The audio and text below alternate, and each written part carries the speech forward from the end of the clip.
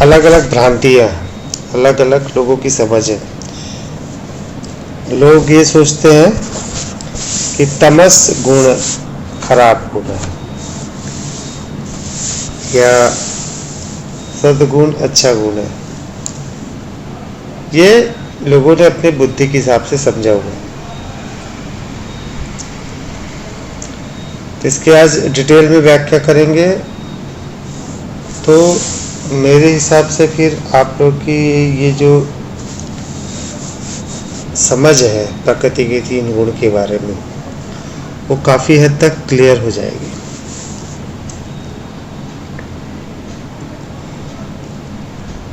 प्रकृति के गुण 3 कौन कौन से हैं?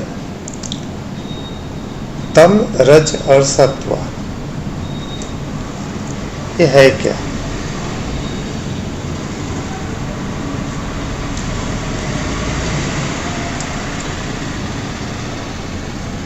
सत्व है नवनिर्माण या ऊर्जा का संलयन, ऊर्जाओं का एक साथ जुड़ना, जिससे एक नई संरचना उत्पन्न होना। ठीक है। और तमस, तम का क्या है? विखंडन, अर्थात जो संगठित ऊर्जा है उसका विखंडन होना, अलग अलग हो जाना। और रज क्या है? जो संगठन हुआ है, जो नई संरचना हुई है, उसका विकास करना। ये है प्रकृति के 3 गुण। एक निर्माण, एक उसका विकास, एक उसका विनाश। इंग्लिश में गॉड कहा जाता है, GOD, जनरेटर, ऑपरेटर, डिस्ट्रॉयर। ये 3 गुण का काम क्या है? इन 3 गुणों की आवश्यकता क्यों है? आराम से समझिएगा, फिर आप तय करके बताइएगा कि कौन सा गुण ना हो, कौन सा अच्छा है, कौन सा ना होना चाहिए, कौन सा होना चाहिए।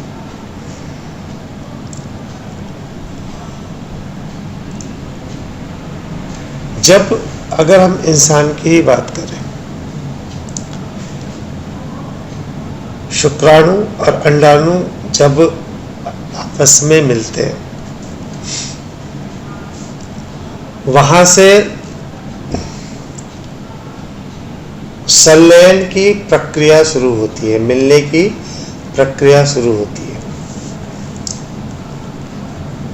और उसके पश्चात वो जो भ्रूण है, वो मां के शरीर के माध्यम से ऊर्जाओं को एकत्रित करता है।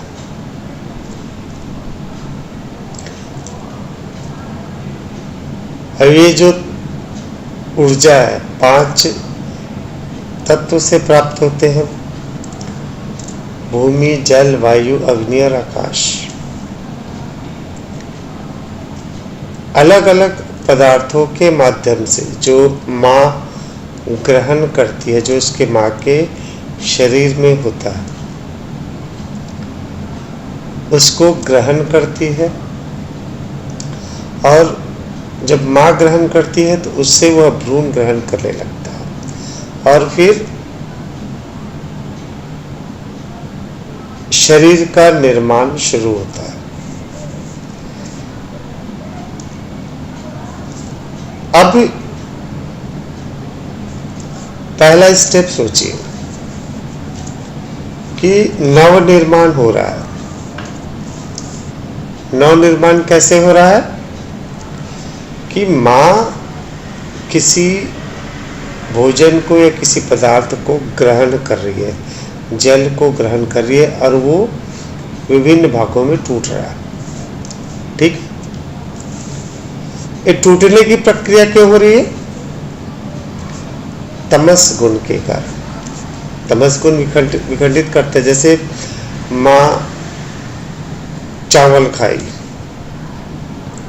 सब्जी खाई, दाल खाई, तो उससे फिर विखंडन होगा, तभी वो कार्बोहाइड्रेट अलग निकलेगा, विटामिन सी अलग निकलेगा, प्रोटीन्स अलग निकलेंगे, वसा अलग निकलेगी, अलग अलग निकलेगा ना। अगर तमस की प्रक्रिया ना हो तो, अगर विखंडन की प्रक्रिया ना हो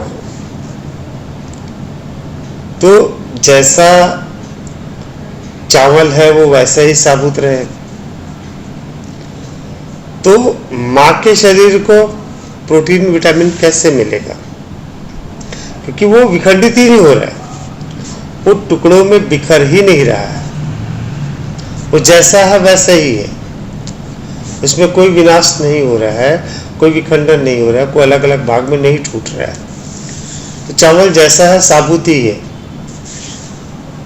तो उससे से न माँ का पोषण होगा और न ही उस भ्रूण को कार्बोहाइड्रेट प्रोटीन विटामिन मिलेगा। तो फिर जन्म संभव कैसे होगा?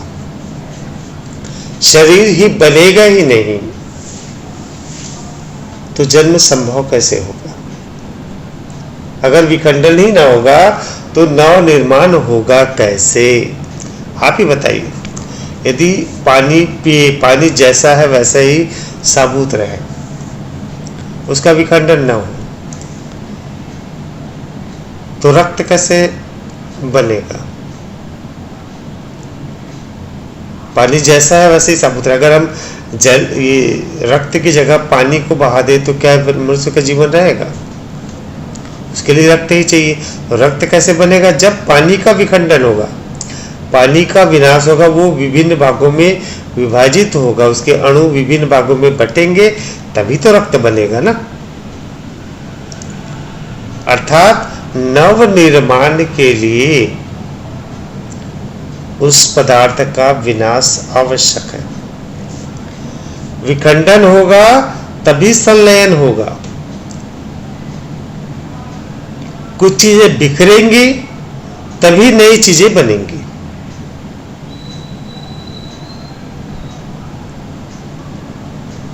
अन्यथा नवनिर्माण हो ही नहीं सकता, पॉसिबल ही नहीं। ये विज्ञान का भी सिद्धांत है। किसी भी पदार्थ को ना तो उत्पन्न किया जा सकता है, ना ही उसे नष्ट किया जा सकता है, केवल उसका रूप परिवर्तन होता है। अपने आप से तो कुछ बनेगा नहीं, वो कुछ पदार्थ लेकर ही बनेगा ना।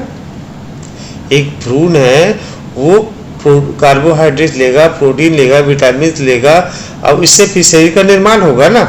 अब प्रोटीन विटामिन कहाँ मिलेगा? जो उसकी माँ ग्रहण करेगी।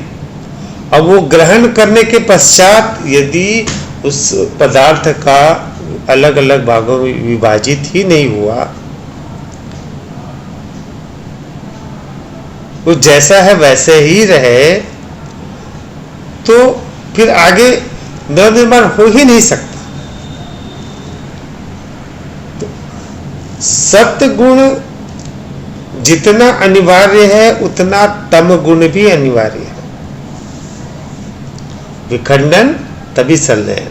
कुछ पदार्थ का रूप परिवर्तन होगा तभी नव निर्माण होगा। तो ये गुण है, ये कोई बुराई नहीं है। तम गुण है, बुराई नहीं है। तो सत्य के लिए तम आवश्यक है। अब रज क्या है?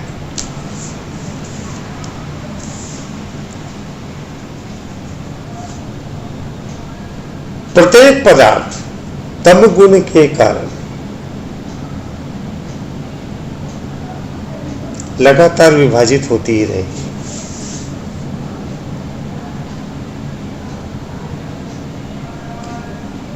और इधर नवनिर्माण भी होता रहेगा, इधर विभाजित हो रहा है, इधर नवनिर्माण हो रहा है। कोई पदार्थ बनेगा क्या? यदि आप एक गिलास पानी डाल रहे हो एक बाल्टी में और वहीं से एक गिलास निकाल दे रहा है, फिर एक गिलास डाल रहे हो, एक गिलास निकाल रहे हो, बाल्टी भरेगा क्या? रजगुण क्या करता है? उसको स्थायित्व प्रदान करता है, उसकी रक्षा करता है,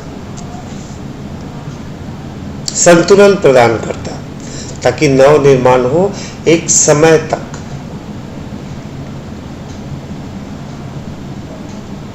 पहले वो सतगुण का प्रोटेक्ट करता है और एक समय सीमा के पश्चात जब सतगुण क्षीण होने लगता है तब फिर वो तम गुण को एक्टिव करता है, एक संतुलन स्थापित करता है रजगुण, एक रक्षा के रूप में, रक्षा कवच के रूप में। अन्यथा पूरी प्रकृति एक दूसरे को खाने में लगी हुई, पूरी प्रकृति। आप भोजन करेंगे, नहीं करेंगे ना भोजन, तो आपका शरीर आपके शरीर को ही खाने लगेगा। आपको पेट में दर्द चालू हो जाता है, भूख तीव्र लगती, क्या होता है? आपका शरीर ही आपको खाने लग जाएगा।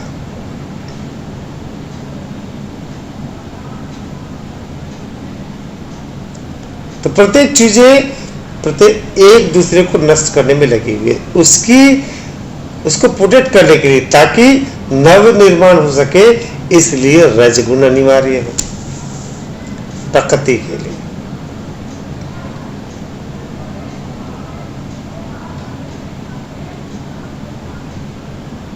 सतगुण संलयन, तमगुण विखंडन और रजगुण संतुलन, उसके पालन करने के लिए, उसका पोषण करने के लिए। हिंदू धर्म में बताया गया ना, ब्रह्मा विष्णु महेश। ब्रह्मा रचना कर रहे हैं, शिव जी विनाश कर रहे हैं। संसार बनेगा क्या? ब्रह्मांड बनेगा क्या? इन दोनों के बीच संतुलन के लिए विष्णु तत्व, रज तत्व,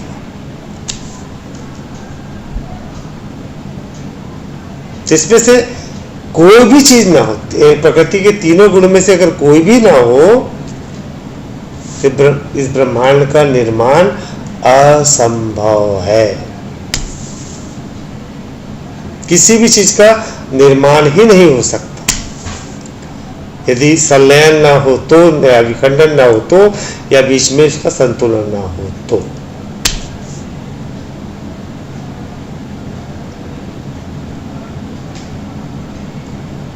ये केवल गुण है। अच्छा बुरा तो हमने मन में सोच लिया है कि तम गुण बुरा, सत्य गुण अच्छा,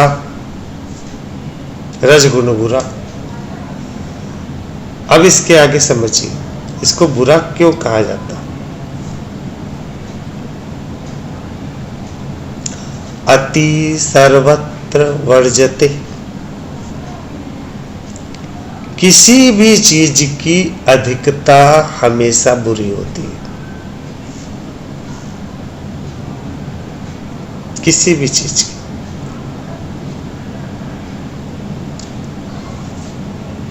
तम गुण की अधिकता हो गई तो वो हमेशा विनाश की ओर लगा रहेगा, स्वयं के विनाश की ओर लगा रहेगा। वो व्यक्ति बिना सोचे विचारे,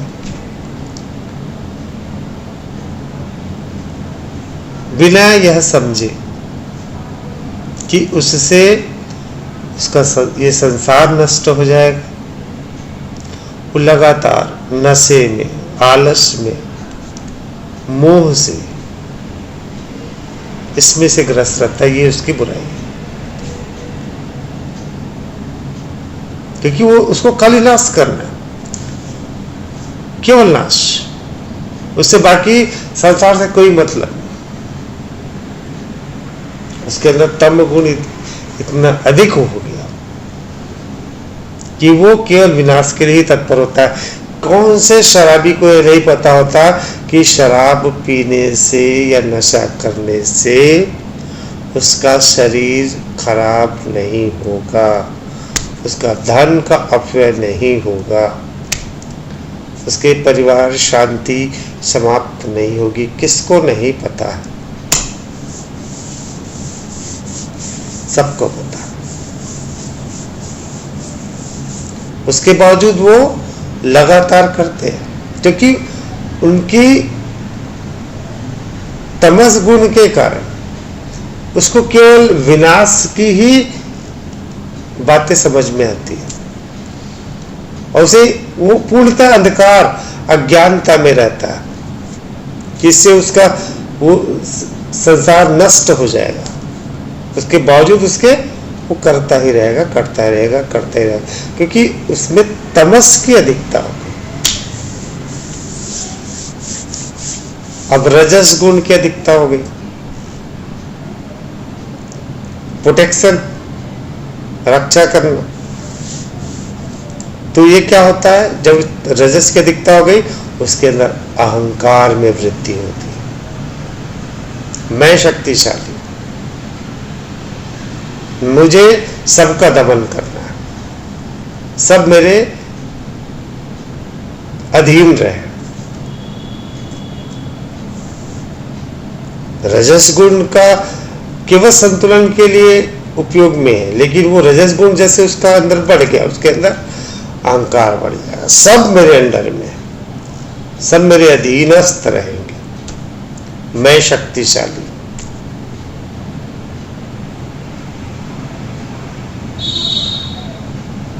अति हो गया।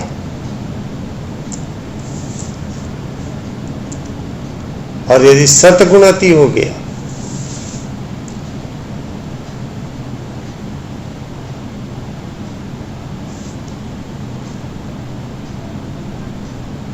उसके पास रज कम हो गया, उसके पास तम कम हो गया, तो वो केवल प्रेम, करुणा,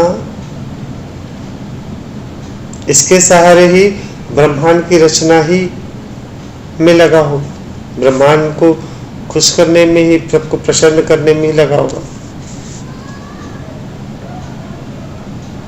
तो ऐसे जो व्यक्ति होंगे उसके पास रज का अभाव होगा, सत्य की अधिकता होगी, सत्य की, तो ऐसे व्यक्ति हमेशा प्रताड़ित होते रहेंगे,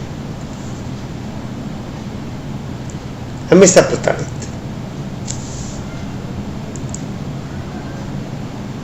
और सारा ब्रह्मांड उसके अधीनस्थ हो जाएगा, उसके ऊपर डिपेंडेंट हो जाएगा।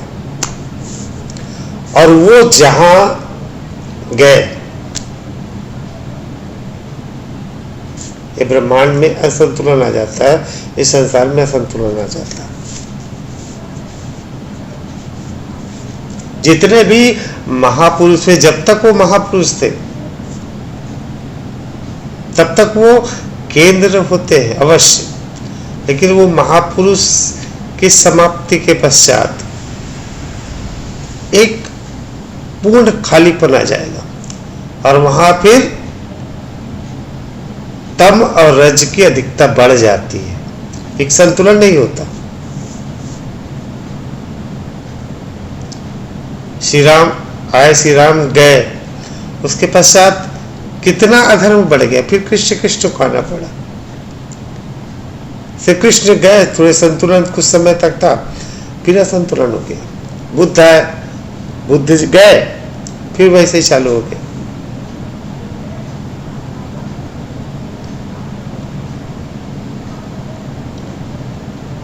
अब किसको कहेंगे कि कौन अच्छा है कौन बुरा है?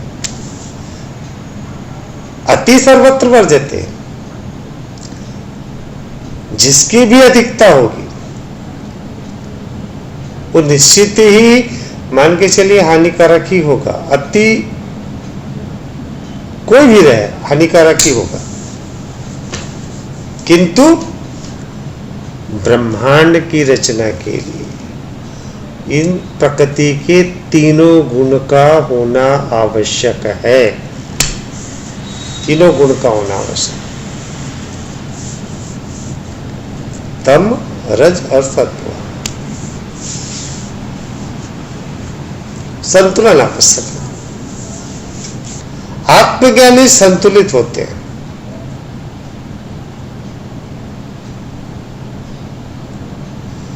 जिन्हें बोध होता है आत्मा का, क्योंकि वो तीनों गुण से परे हो जाते हैं।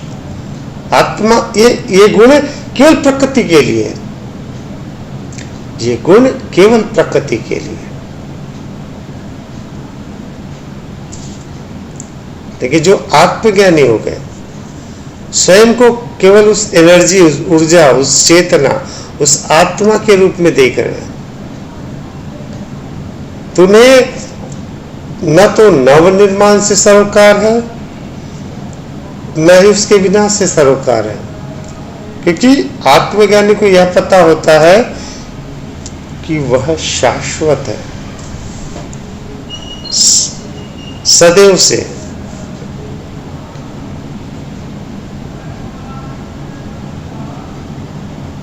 सद्गुणी होना एक अलग बात है और आत्मज्ञानी होना एक अलग बात है।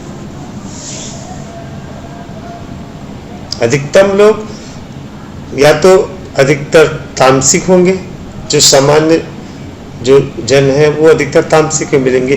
कुछ एक राजसिक होंगे जो कुर्सी, पद, पैसा इसमें लगे होते हैं, और अल्प मात्रा में सद्गुणी होते हैं।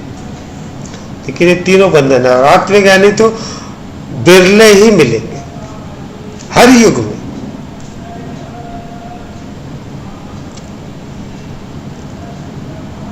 महाभारत कालीन में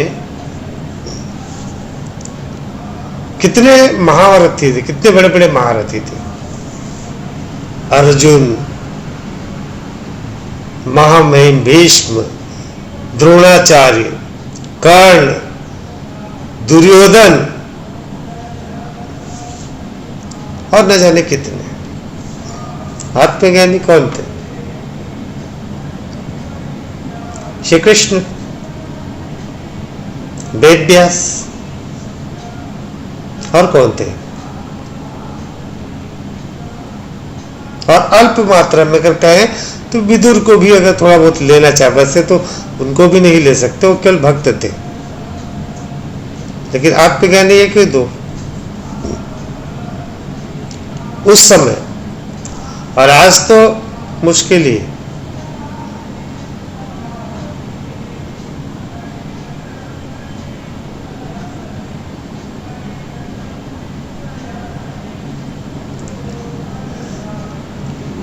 अगर आत्मज्ञानी बनने की राह पर है तो हमें इन तीनों गुणों से परे स्वयं को जानना होगा कि मैं कौन हूं वास्तव में। ये जो तीन गुण हम करते रहते ना बात डेली, तमस रजस सत्व, तमस रजस सत्व, प्रतिदिन मैं सुनता हूं, इस बारे में हमेशा चर्चाएं हो रही है। ये बंधन ही है, यही तो बंधन है। न सत्व अच्छा है, न तमस बुरा है। ये तीनों आवश्यक है, प्रकृति के गुण है। और अति तीनों की खराब है, तीनों की अति खराब है। और तीनों अगर संतुलित हो तो नव निर्माण चलता रहता है, एक समान है।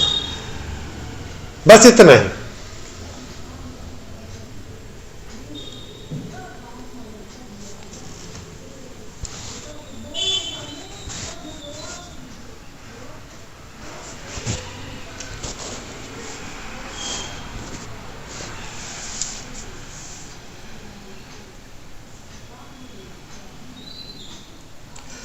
आत्मज्ञानी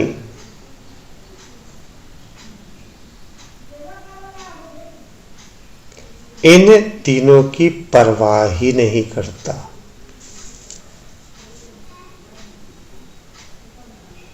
हम बात करते हैं बंधन मुक्त होने की, और जानते ही नहीं है कि बंधन क्या है। मुक्त होना चाहते हैं, लेकिन मुक्त कौन होना चाहता है? पर्टिकुलर नाम, अपनी पहचान। बोले मैं मुक्त होना चाहती हूं या मुक्त होना चाहता हूं।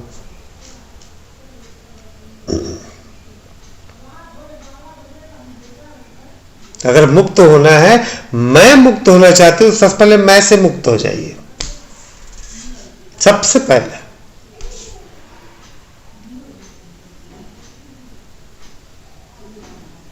और जहां मैं समाप्त हुआ तो फिर ये तीनों तमस रजस सत्व की आवश्यकता ही नहीं।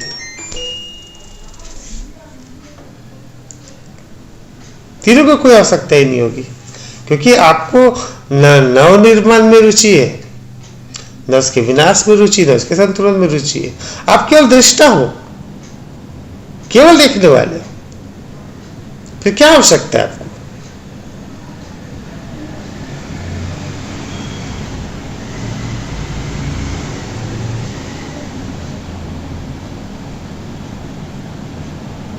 मैं केवल और केवल शुद्ध चैतन्य आत्मा हूं। यह प्रकृति भी उसी चेतना का ही साकार रूप है, उसी चेतना का ही साकार रूप है। अब मैं उसके मूल की बात कर रहा हूं, आत्मा, उसी मूल की बात कर। आत्मा का ही संगठित रूप, आत्मा की चेतना का ही, आत्मा की एनर्जी का ही संगठित रूप साकार रूप से हमें प्रकृति के रूप में दिखलाई देती है।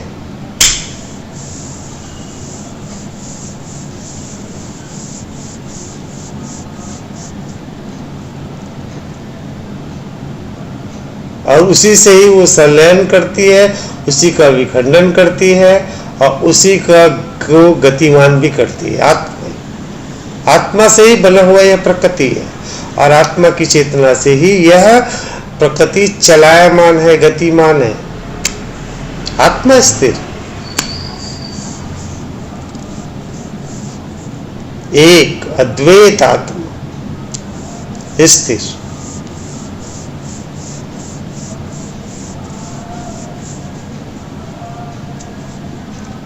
तम रज सत्व के फेर में वही पड़ते हैं जो स्वयं को मैं मानते, जिन्हें स्वर्ग की आस होती है, जिन्हें धन दौलत की आस होती है, शक्ति की आस होती है, या जिसके अंदर मोह होता है, आलस होता है, जिसे शरीर के प्रति, शरीर के आनंद के प्रति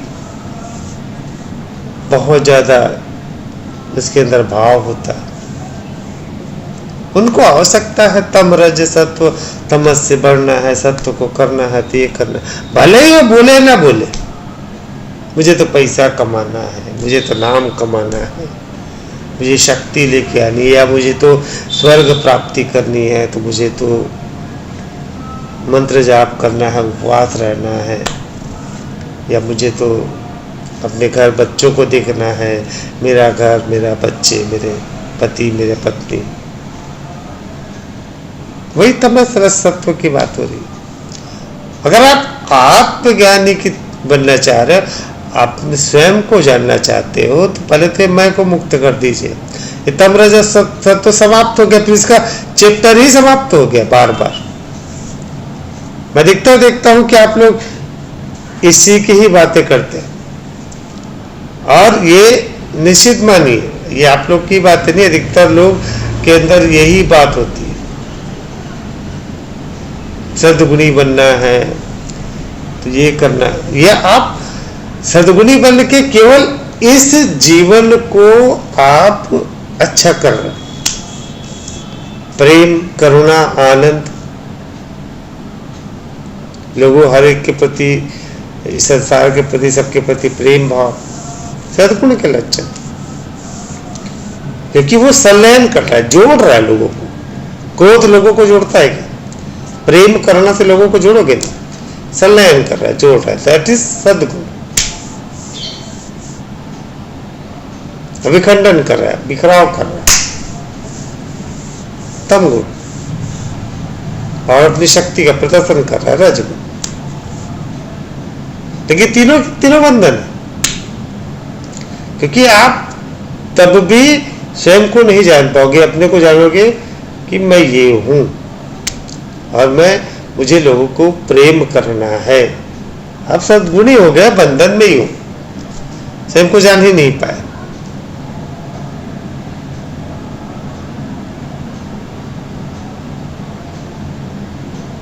कई कहते हैं ना,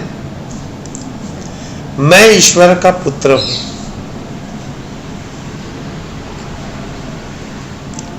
ईसा मसीह कहते हैं मैं ईश्वर का पुत्र। या कोई कहेगा कि मुझे इसने बोला, बताया, मेरे भगवान ने या इसने अल्लाह ने बताया, जो भी उसका मैं संदेश लेके आया। मतलब क्या हुआ, वो सद्गुणी हो गए।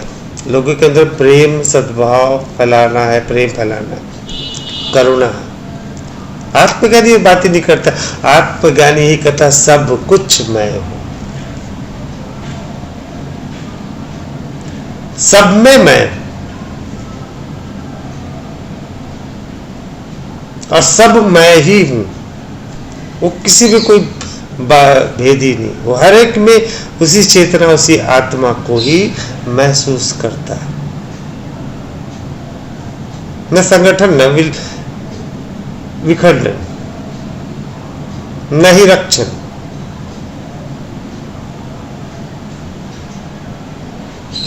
न ही उसके अंदर प्रेम करुणा, न ही उसके अंदर क्रोध। किससे क्रोध करे या किससे प्रेम करे?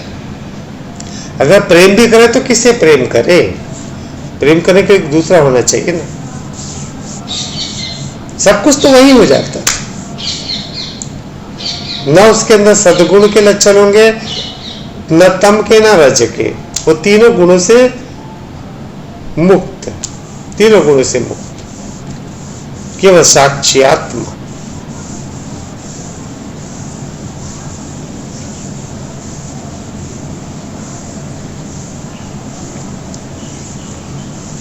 पुस्तकी ज्ञान से, लोगों के सुनने मात्र से, पुस्तकों के अध्ययन से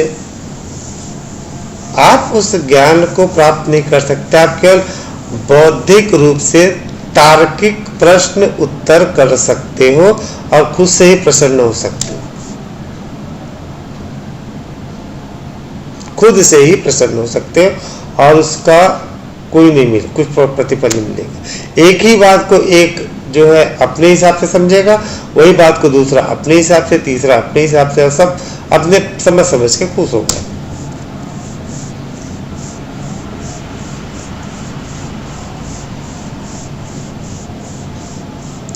और यदि आपका स्वयं का अनुभव होगा,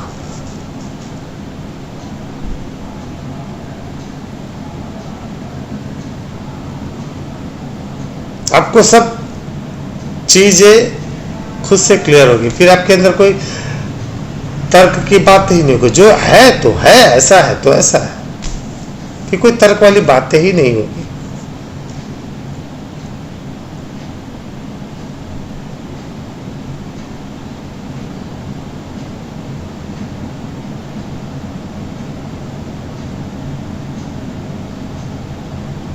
इतने आत्मविश्वास के साथ हम बात करते हैं। तमस रजस सत्व, तमस रजस सत्व, ये तो गुण है भाई। और केवल सबके पास बौद्धिक है, सबके पास बौद्धिक है, समझा ही नहीं है इस चीज को। सच बात तो यही है।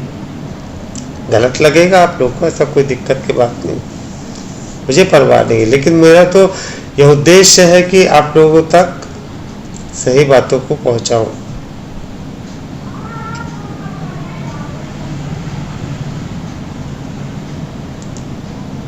हमें तामसिक बनना है, हमें सात्विक बनना, मतलब क्या हो गया?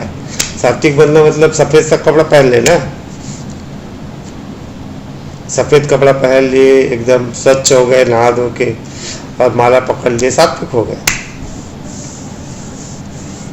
और तामसिक हो गया, काला कपड़ा पहन लिए तो तामसिक हो गया, और एकदम चमकीला कपड़ा पहन लिए तो रासिक हो गया। ऐसे ही होता है। मैं तो यही सोच के रखेंगे।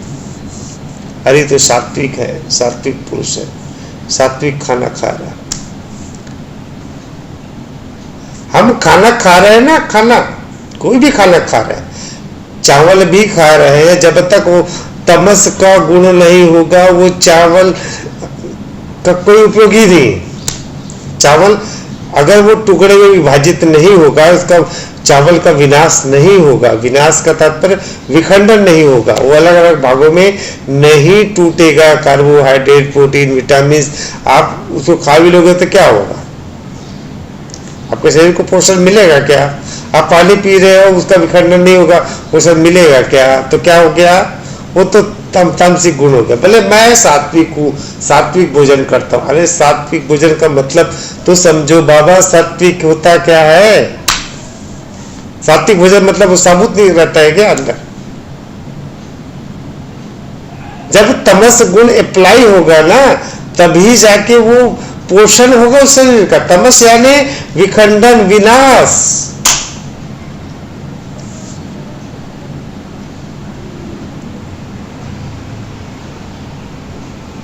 हमने ये कर लिया, बोले ये मांस मटन जो है ये है तामसिक भोजन, चावल दाल है सात्विक भोजन। ये हमने खुद से अलग अलग कर लिया।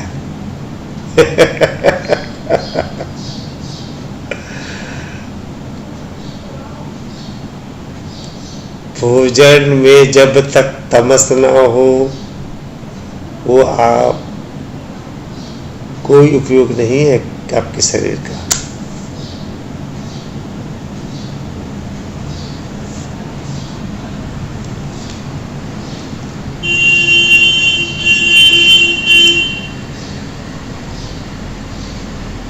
लेकिन ये है जो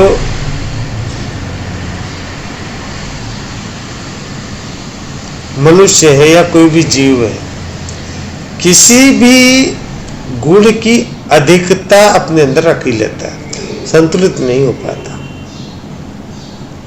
निश्चित ये बात तो सत्य है, संतुलित हो नहीं पाता, वो एक तरफा उसका गुण हो जाता है और उसकी जो बुराई है वो उसके अंदर से झलकने लगती है।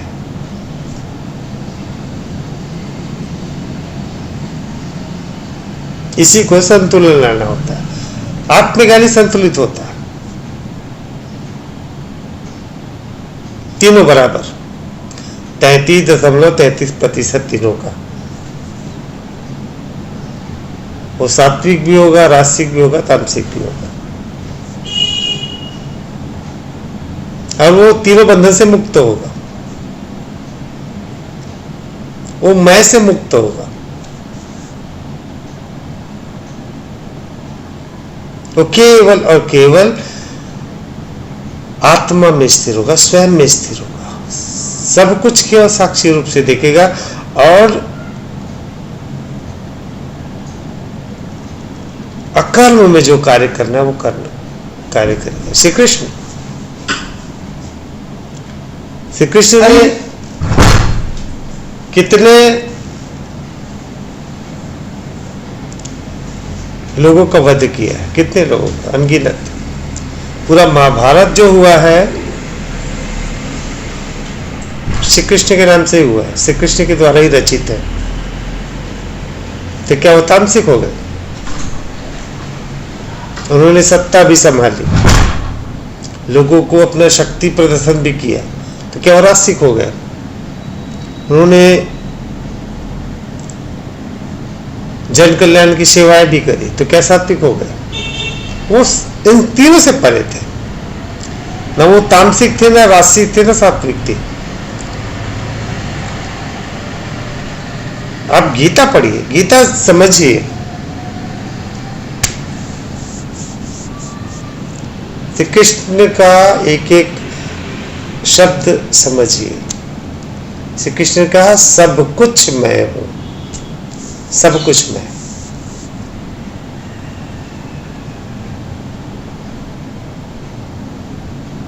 सब में मैं हूं, और सब मुझ में है।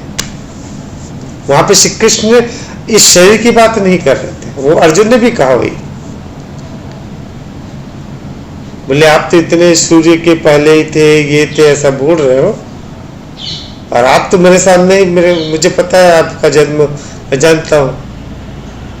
श्री कृष्ण हंसे बोले, तुम बात कर रहे हो इस शरीर की, मैं इस शरीर की बात नहीं कर रहा हूं, मैं आत्मा की बात कर रहा हूं, मेरी बात को तो समझो। और उसको लोगों ने श्री कृष्ण का शरीर को समझ लिया, उन्होंने उस चेतना की बात करी, उस आत्मा की बात करी।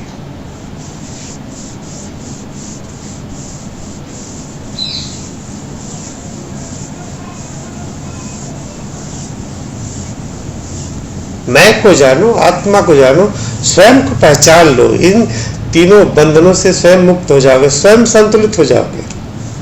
फिर ना आप रासिक रहोगे, सात्विक रहोगे, ना तामसिक रहोगे। अकर्म में जो कर्म होगा वही कर्म होगा। अब इस सब सुनने के बाद क्या आप कह सकते हो कि तमस बुरा है? तमस नहीं होगा तो सत्य नहीं होगा, और सत्य तमस नहीं होगा तो रज का कोई अस्तित्व ही नहीं होगा। बताओ कौन सा रखना है आपको? तमस को हटा दे, तमस हटा दोगे ना, अब एक पल नहीं जी पाओगे। ऑक्सीजन जो लेते हैं हवा में, हवा को हम सांस लेते हैं, वो जब विखंडित होती है ना, उसमें से ऑक्सीजन अलग होती है, नाइट्रोजन अलग होती है, कार्बन डाइऑक्साइड अलग होती है, फिर उसके बाद ऑक्सीजन को ग्रहण किया जाता है, वो भी ऑक्सीजन टुकड़ों में बढ़ता है, फिर वो जाके पूरे शरीर में पहुंचता है। अगर उसका विखंडन ना होगा, जस का तस रहेगा, आप 1 मिनट से ज्यादा नहीं जी पाओगे, भी तमस खत्म हो जाए, तमस गुण प्रकृति का खत्म हो जाए, अर्थात विखंडन समाप्त हो जाए, आप 2 मिनट से अधिक नहीं जीवित होंगे। अब भी खत्म होगा तो भी। पानी और भोजन की बात तो दूर रही।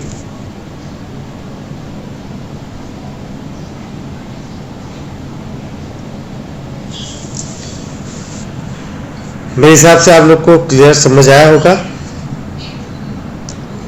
और हाँ भैया, बिल्कुल भैया, एकदम अच्छे से क्लियर हो गया भैया कि ये प्रकृति की उत्पत्ति के लिए तीनों एक दूसरे के पूरक है, जरूरी है। जो कि सिर्फ प्रकृति से जुड़ा है तो ये चर्चा का विषय ही होना चाहिए, तीनों गुण। चलिए ठीक है, फिर आज के लिए इतना ही।